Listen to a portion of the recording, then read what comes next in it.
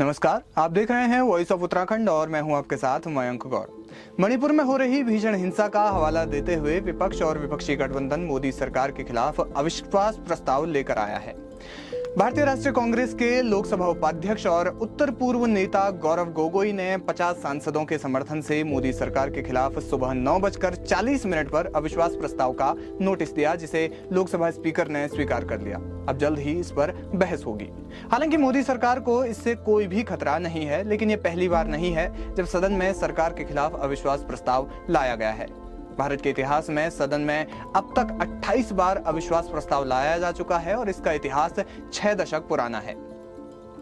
इसलिए आज हम जानेंगे कि देश में कब कब और किन कारणों से अविश्वास प्रस्ताव लाया गया, लेकिन उससे भी पहले ये जानेंगे कि कैसे लाया जाता है अविश्वास प्रस्ताव।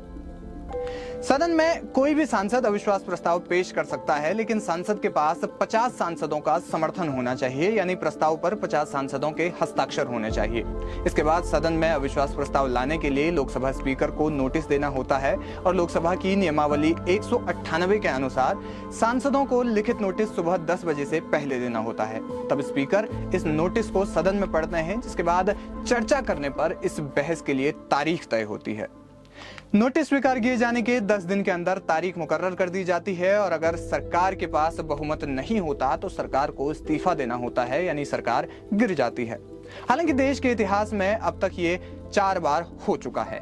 अविश्वास प्रस्ताव लाने के कई कारण हो सकते हैं, मसलन पार्टी का सरकार से समर्थन वापस लेना, पार्टियों की नाराजगी, या जब विपक्ष को लगता है कि सत्तासीन पार्टी बहुमत में नहीं है, वगैरह वगैरह। सीधे शब्दों में अविश्वास प्रस्ताव सदन में सरकार को बहुमत साबित करने की चुनौती देता है। वर्ष 1952 में यह प्रावधान किया गया कि 30 लोकसभा सदस्यों के समर्थन से सदन में अविश्वास प्रस्ताव पेश किया जा सकता है। यह संख्या बाद में बढ़ाकर 50 कर दी गई। प्रावधान होने के बावजूद पहली 2 लोकसभा सीटों के कार्यकाल में एक भी अविश्वास प्रस्ताव प्रस्तुत नहीं किया गया।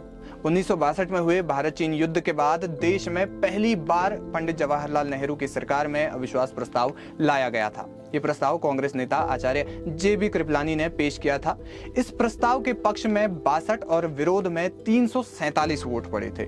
अविश्वास प्रस्ताव पर बहस के बाद पंडित नेहरू ने कहा कि प्रस्ताव पर बहस कई मायनों में रोचक और फायदेमंद रही। मैं इस प्रस्ताव का स्वागत करता हूं। मुझे लगता है कि समय समय पर ऐसे परीक्षण होते रहना चाहिए। भारत के इतिहास में 1964 से 1975 तक, यानी कि 9 साल में सबसे ज्यादा अविश्वास प्रस्ताव पेश किए गए। इन 9 सालों में 15 प्रस्ताव सदन में पेश किए गए। इनमें से 3 प्रस्ताव लाल बहादुर शास्त्री की सरकार के खिलाफ थे। 1964 में लाल बहादुर शास्त्री सरकार के खिलाफ जब अविश्वास प्रस्ताव पेश किया गया तो इस पर बहस पूरे 24 घंटों तक चली, जो सदन में सबसे ज्यादा है।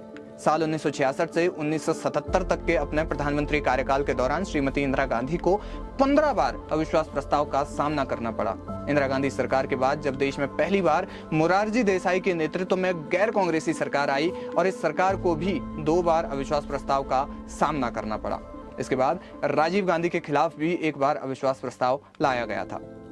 देश के पूर्व प्रधानमंत्री पीवी नरसिम्हा राव के खिलाफ भी अविश्वास प्रस्ताव पास किया गया था। उन्होंने पूरे 5 साल अल्पमत में सरकार चलाई थी। इसके बाद देश के प्रधानमंत्री रहे अटल बिहारी वाजपेयी जी के खिलाफ एक बार प्रस्ताव लाया गया था। अटल सरकार के बाद अविश्वास प्रस्ताव का प्रयोग सीधे साल 2018 में मोदी सरकार के खिलाफ किया गया, जिसमें सरकार ने सदन में अपना बहुमत सिद्ध कर दिया। मोदी सरकार के खिलाफ लाए जाने वाला ये दूसरा अविश्वास प्रस्ताव है। भारत के इतिहास में 2 बार पूर्ण रूप से अपना कार्यकाल पूरा करने वाले डॉक्टर मनमोहन सिंह देश के इकलौते ऐसे प्रधानमंत्री हैं जिनके विरुद्ध एक बार भी अविश्वास प्रस्ताव नहीं लाया गया। अब जानते हैं कि अविश्वास प्रस्तावों से कितनी बार देश में सरकारें गिरी। देश में अविश्वास प्रस्ताव से 1979 में पहली बार मोरारजी देसाई की सरकार गिरी। इसके बाद 1990 में वीपी सिंह की सरकार गिरी। 1997 में एच.डी. देवेगौड़ा सरकार और 1999 में अटल बिहारी वाजपेयी की सरकार विश्वास मत से हार जाने के कारण गिर गई थी। ये जानकारी आपको कैसी लगी, हमें कमेंट बॉक्स में जरूर बताएं।